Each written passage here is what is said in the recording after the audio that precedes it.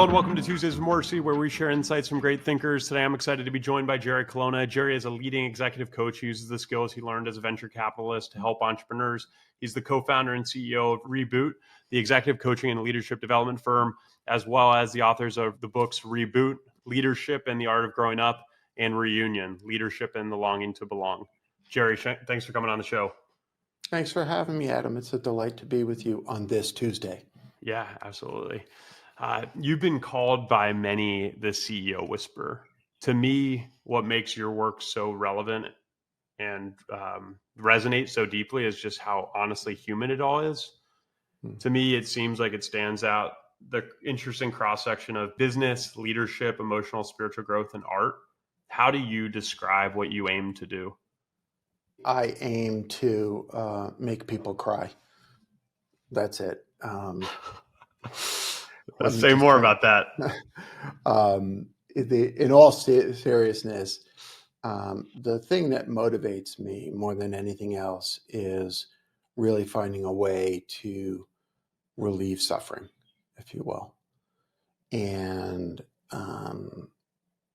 what I have come to learn, mostly through examining my own self, is that it's kind of the truth of a very old Buddhist teaching, one of the foundational teachings, which is that avoidance of suffering increases suffering.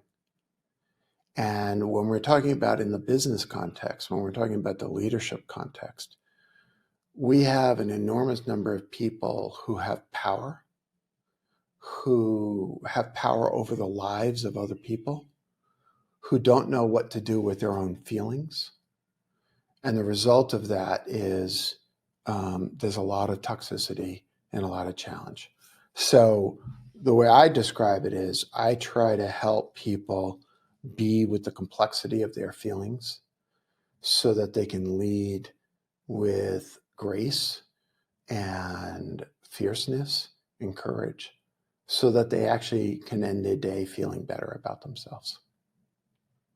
You talk about self-examination. Your first book and the name of your company is Reboot. And a lot of the first book was around the practice of radical self-inquiry. Right. For those who might not be that familiar, what is that practice and why do you think it's so important? Well, the simple definition I offer around that is it's a process by which the masks that we wear, the masks that we even wear in front of ourselves, are slowly and compassionately taken down so that we can be fully conscious and make choices in our own lives. See, there's this move that we develop as children, which is a protective move, which is very early on, we begin to not quite lie, but protect ourselves by not being fully present to what's going on. And then as we get into adulthood, we lose the capacity for true emotional connection because we're living behind a mask. So the simple answer to think about that is, with radical self-inquiry, what we're really attempting to do is to ask ourselves what's really going on in this circumstance. Why am I angry? Why am I anxious? What is it that I'm afraid of that's going on right now? And when people go through that exercise, do you find like there are these layers of the onion that they find? Absolutely. Yeah. Almost always there are multiple layers behind what's going on. And almost always it ends with someone feeling like getting to this sort of base level of their wishes for love, safety, or belonging being denied in some capacity, right? And of all those, the wish for safety is probably the most profound. It's the one that drives us the most. And what is the definition of safety for you? Oh, I think safety is a physical safety. It's an existential safety. It's a spiritual safety. It's the wish to be to feel safe, even in those moments where I'm fully myself. You know, Brene Brown, the brilliant Brene Brown, has done a wonderful job of teaching the value of vulnerability. Um, the challenge I often have with her teaching, though, is the focus on the word vulnerability. Um, I often substitute the words authenticity or honesty. Um, it feels unsafe to be honest. And just pause. Just take that statement in. It feels unsafe to be honest. That's the world that we're in.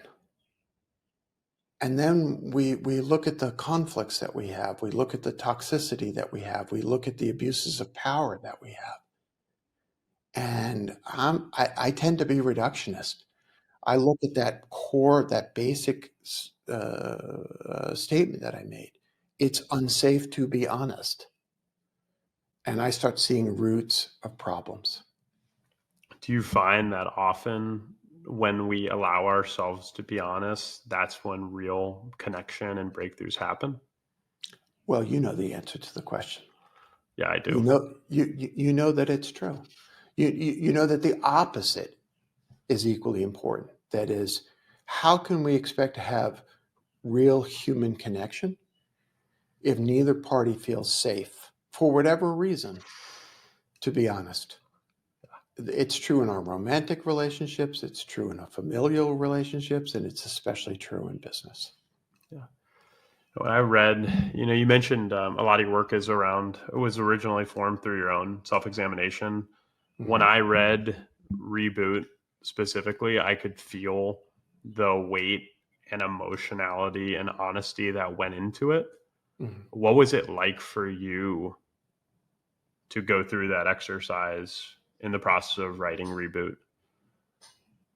You mean the process of actually the writing Yeah, itself? because I'm curious. Like, you had to have done a tremendous amount of self examination to even start the book. That's right. But I That's imagine there was this other level that was unlocked when you shared. For in that story, you shared family life, loss, struggle, nostalgia, like lemon drops. yeah, yeah. So what was it like? It was an excavation, you know. The two books are similar in tone, but different in a very, very important way. Reboot was written retrospectively. Reboot was written as in, this is what happened to me. Excuse me. Reunion was written as a documentation of what I was going through. In both books, though, there was an excavation of my interior life. And what was it like in Reboot's case? What was it like to revisit old feelings? There's an image that just popped into my head, which I'll share, and you may remember this from Reboot. I tell the story of being in high school and traveling from Queens to Brooklyn, and then on the subway, and then using a little bit of a shortcut I had figured out.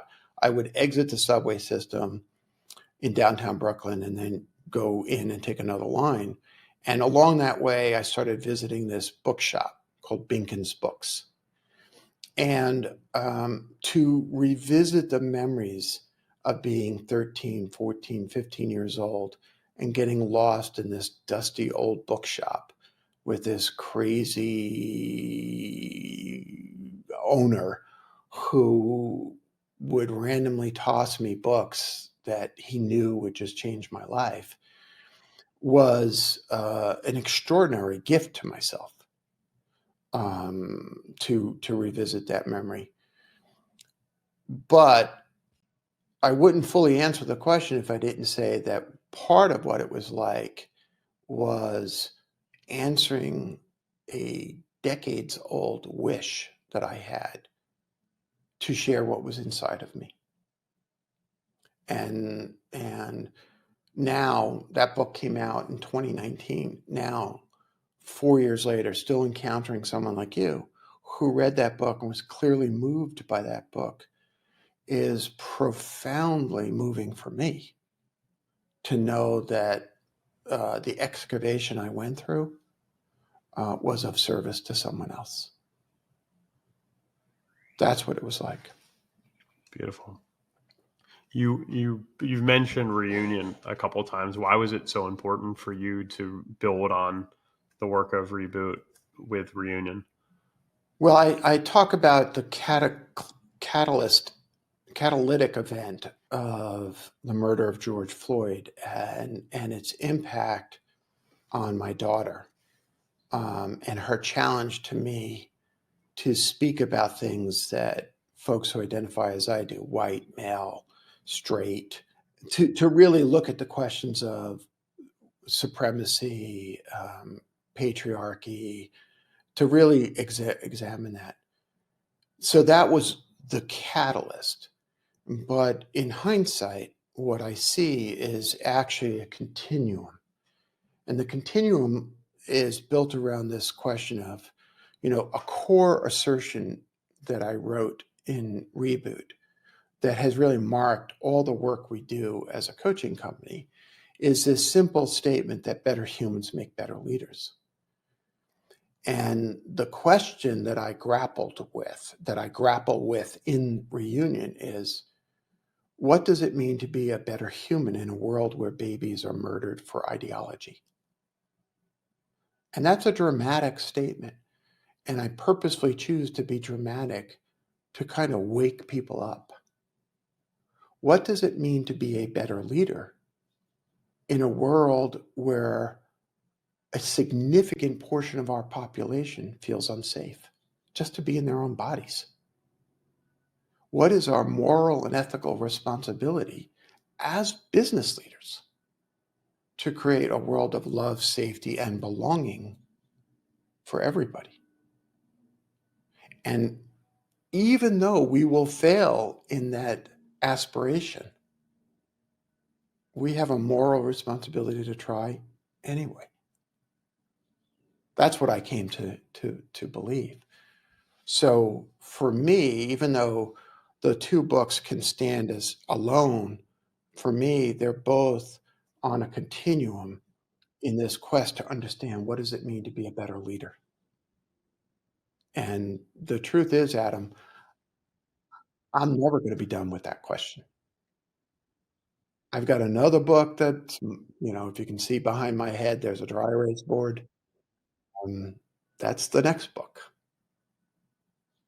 Mapped out, trying to figure it out, trying to do what I want to do.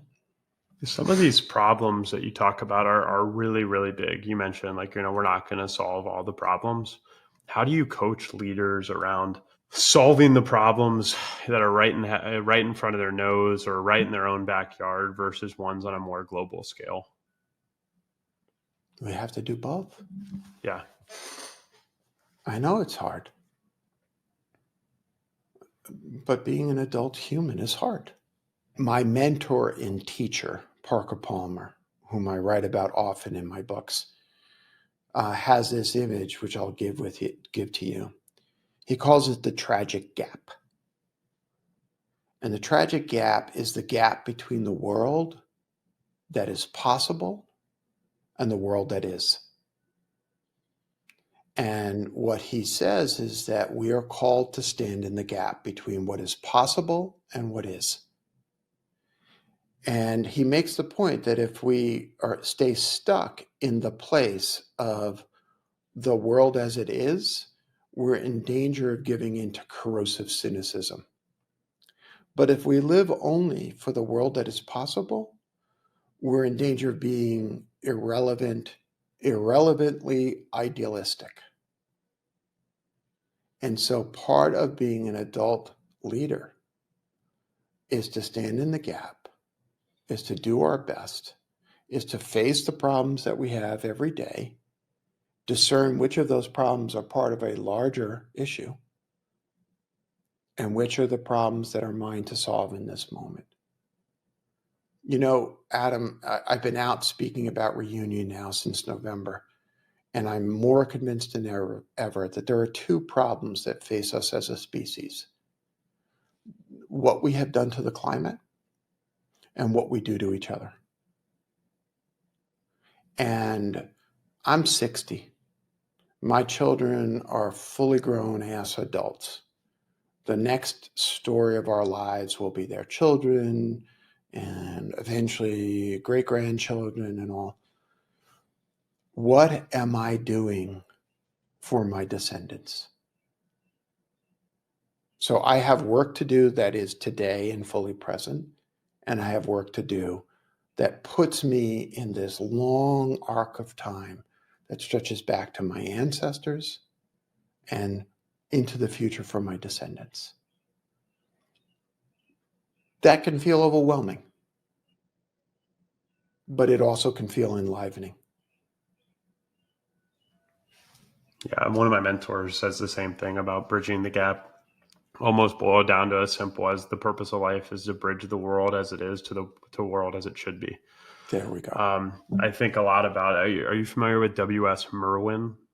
No. As a big fan of poetry, as I've learned from your books. I'll send you this poem after. But Merwin was a poet, and he lived in Hawaii, and he built a very large forest. And he's got this poem called Place, which begins was, if today was the last day of the world, I would want to plant a tree. So a tremendous emphasis on right small action in light of uncertainty, but in this case, in light of certainty. Right. That it's certain it's the last day of the world, but the right small action is to still plant a tree. Is to believe in hope. Is to still believe in the future. He sounds Buddhist. Yeah. You mind if I share an original poem with you when you were sharing just kind of your view on right small action? It's very short. I wrote this after a really moving friend's wedding in San Miguel, and it was a Costa Rican friend of mine married a Mexican woman, and a really rich, emotional, beautiful weekend. And the poem's called "What Makes a Life." What makes a life? What makes you feel alive? Is it in the actual, the abstract, or both? Maybe it is quite simple, but maybe not. Dreams, beauty, culture, kinship, seasons, the striving, the setbacks, and the striving again. I love it. It's beautiful. Yeah, thanks. Thank you. Yeah.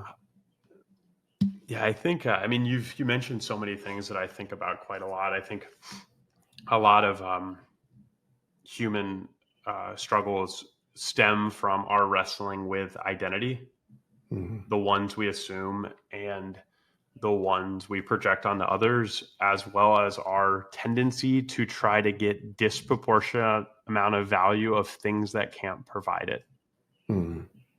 Yeah, I think when I hear you make that observation, I'm reminded of both my own tendency and the tendency that I see in others to shape an identity so that it's acceptable to others. And when I think about, as I wrote about in Reunion, responding to the longing to belong, perhaps the simplest way to understand that is to wish that however I identify, I feel accepted and I feel loved and I feel safe. And that becomes the essential definition of belonging. Wouldn't it be great if everyone could feel that?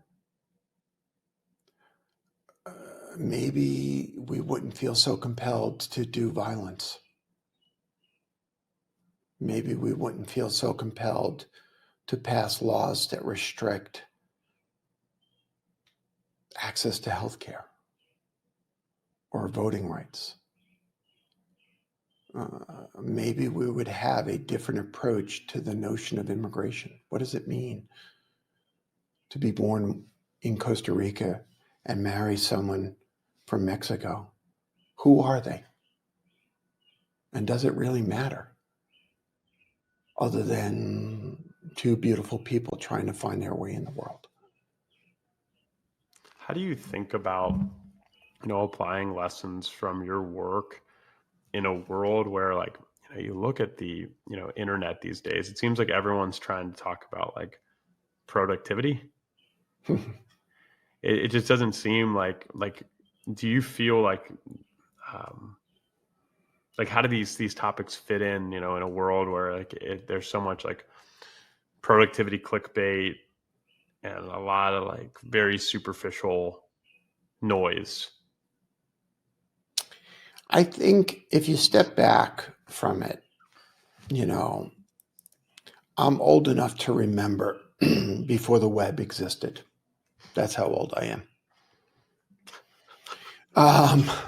As I joke with my kids, I invented the internet, much to my chagrin. I'm teasing. I didn't invent the internet. You're involved. You were involved. I was involved. I think that what we see is that there is an impulse to play to the lowest common denominator in our human structure, right? So as human beings, our characterological structure will often compel us into this comparison state. And we have an economic system that takes advantage of that. Adam, unless you smell right, you will never know love. That's actually an advertising message. Unless you drive the right car, you will never feel good about yourself, right? And the logical extension of that is this constant stream of comparison. We're speaking right now at a moment in time where there's a lot being written about the corrosive effects of social media on teenagers. But the truth is, it's not limited to teenagers, right? It's this constant comparison, and no one really experiences that comparison and that says, I come out on top, I'm the winner, right? It's a comparison to our most negative self-view. And it's constant and it's exploited. And the most logical extreme of it is my tribe versus your tribe. And so we see this tool, because I was witnessed at the creation, this tool which held so much promise for bringing us together and crossing time and space, is being exploited to drive us apart for profit. I mean, that's really what it is. And so it's not a big intellectual leap to say people are dying for profit. People are killing themselves, and that process is being exploited for profit. And to be clear, I am a capitalist. But at some point, we have to value life over profit. At some point, we have to say life, and that may be the life of the planet, the life of my neighbor, the life of my neighbor's child, is more important than an incremental increase in $1 in my bank account.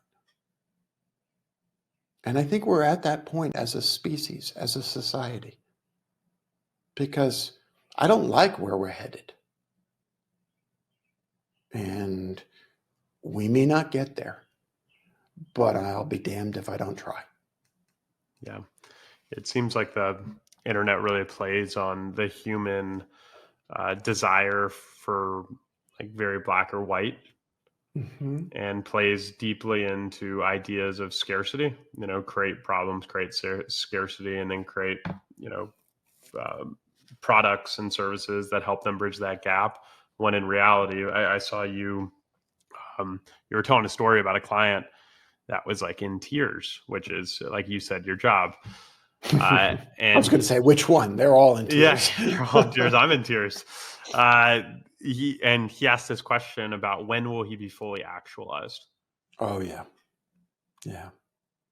Yeah. And, isn't that an interesting question, right? Because implicit behind that is the belief, as I said in that video, that one is not already actualized. That, or more, let's break it down even more clearly, that there's something wrong, something lacking, something inadequate, versus this very, very profound teaching, which is that I am enough just as I am at any given moment in my life.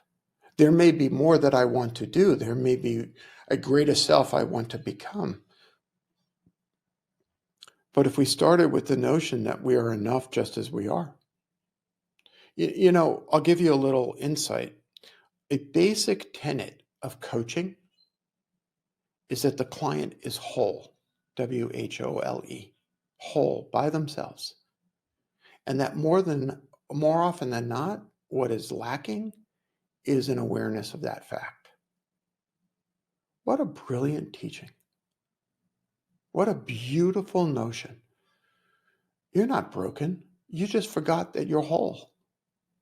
So how do we help you remember that you're whole?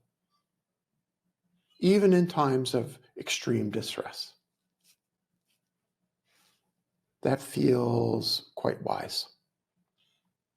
The word that comes to mind to me is sufficiency. Yes, I like that word. I like that word. When you're coaching, and you've coached some of the most highest performing people on the planet, we talked a little bit about safety.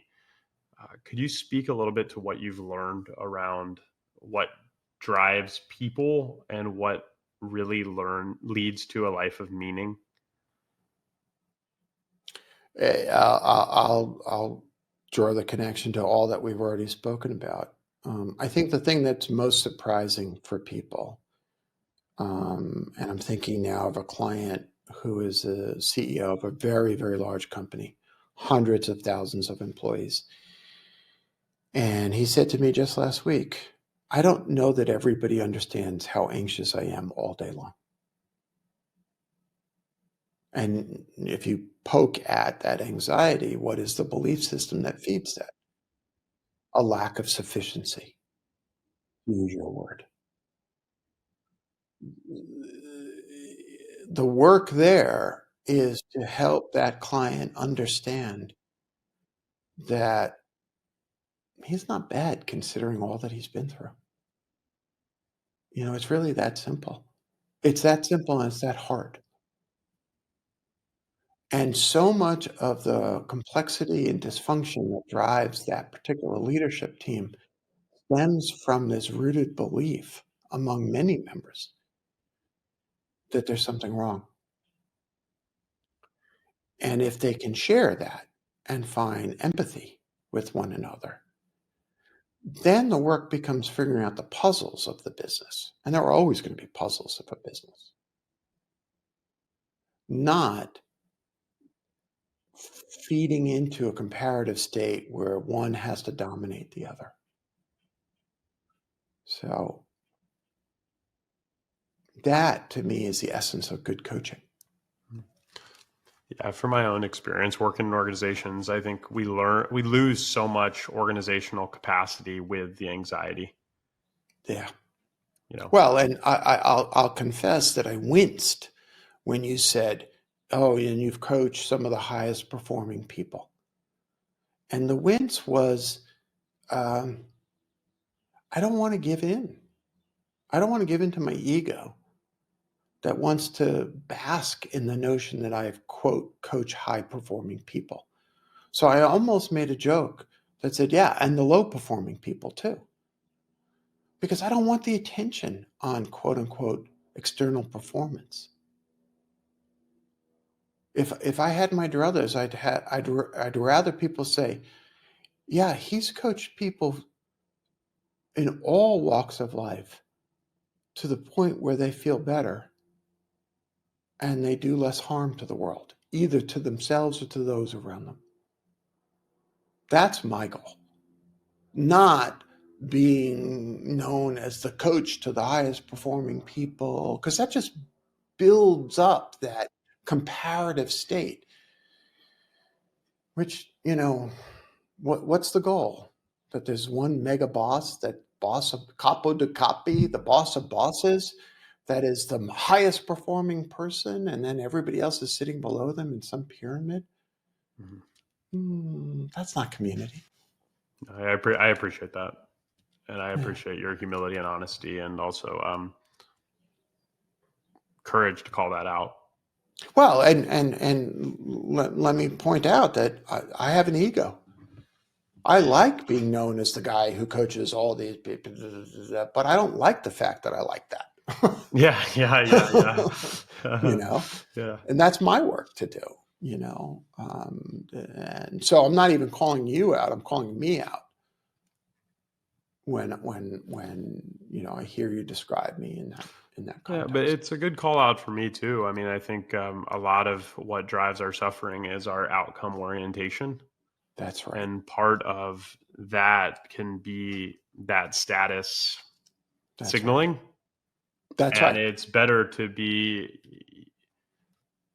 well, it's not better or worse, because I have a mentor that says there's no higher or lower plane. The butterfly doesn't judge the cockroach. They both just are. Right.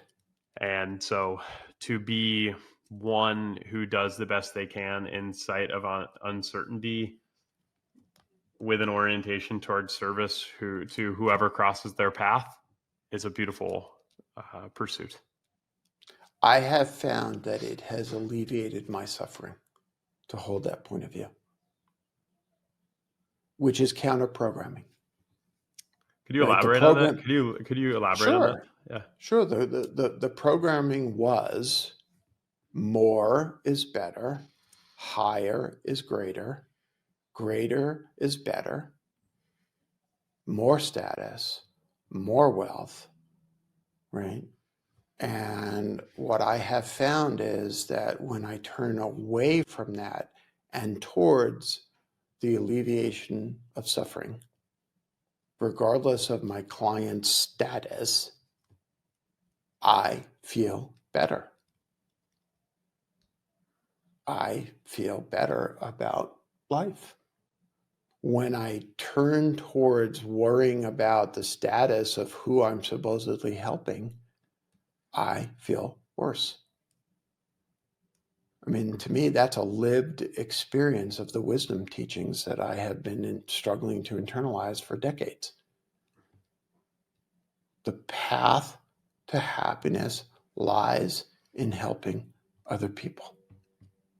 And not from an ego-based perspective, but from simply the act of being compassionate. One thing I think a lot about is, doing the work in any capacity is hard, whether you're leading a company or coaching others. And, Stephen Pressfield calls it resistance. When you're in pursuit of your potential, resistance comes up. And, when we spoke a couple of weeks, you talked a little bit about leaving your world as an investor to become an executive coach. And what you told me is you didn't have a choice. Right. I think one of the hardest things is discerning resistance that is natural on the path towards our potential, and discerning the resistance that might show up when you're trekking down the right path, or the wrong path, excuse me. How do you coach others, or how do you personally discern between those two? Well, I'll go back to Stephen's use of the word resistance. Resistance is also known as, and it's a term used in psychology to describe the moment when you're getting close to the gold.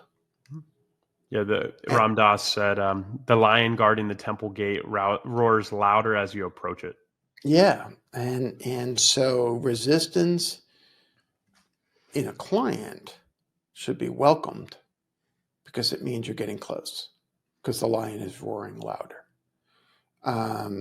And resistance is an indicator. The lion is guarding the temple for safety reasons. That's why the lion is put there. And so, can you see how disarming it is to realize that the lion is not there to attack, the lion is there to guard? Once you see that, whether it's resistance in yourself or resistance in another, what you start to see is that there's a fear of the unknown, fear of our worst nightmares coming true, fears of all these beliefs that we have been carrying since childhood that more likely than not were passed on to us by our ancestors. And so, you quote Ram Dass, I will quote Joseph Campbell. The treasure you seek is in the back of the cave. Our mythology, our myths have been teaching us this for as long as we have recorded history. Every great hero story, every great quest speaks to the same issue. And I don't think it will ever change. I think it's part of the human condition. It's not like we will learn this, put it out on Instagram in a quick little post, and then everybody will get it and it's over. No matter how many times people quote Joseph Campbell on Instagram, right? That is just not the way human beings are wired. We have to learn, each of us have to learn this for ourselves again and again and again. Yeah, I think a lot of life comes down to balancing two quotes. One from Mark Twain, which is, a man who grabs the cat by his tail can learn something he could learn no other way. Mm-hmm. There's an incredible value of lived experience, and there's a depth to the lived experience. And then you balance that. There was a Prussian military officer and a little bit of a philosopher, Otto von Bismarck, that said, a wise man learns from others and a fool learns only from himself. So how in our process to serve others can we incorporate a little bit of lessons from both? I think that's right. I think that is the art of growing up. That tagline from my first book is that process that you just described with those two quotes. Jerry, you've been incredibly gracious with your time and gracious with your wisdom. What's the best way for listeners to keep up with you and the work you're doing? Oh, everything that I do, everything that we do as a company is available on reboot.io, our website. We've got newsletters, free courses. You can access additional coaches. You can, just participate in all that we do. That's a really good resource. Good. Well, we'll have links to your books, the Reboot website, and my personal favorite, the Reboot poem, The Question, in the episode write-up for listeners to find. Thanks for coming on the show, Jerry. Thanks for having me, Adam. Thank you for listening to Tuesdays with Morrissey. That conversation was with Jerry Colonna. Jerry is an executive coach and the author of the books Reboot and Reunion. If you enjoyed the show, share it with a friend, and we'll see you here next time.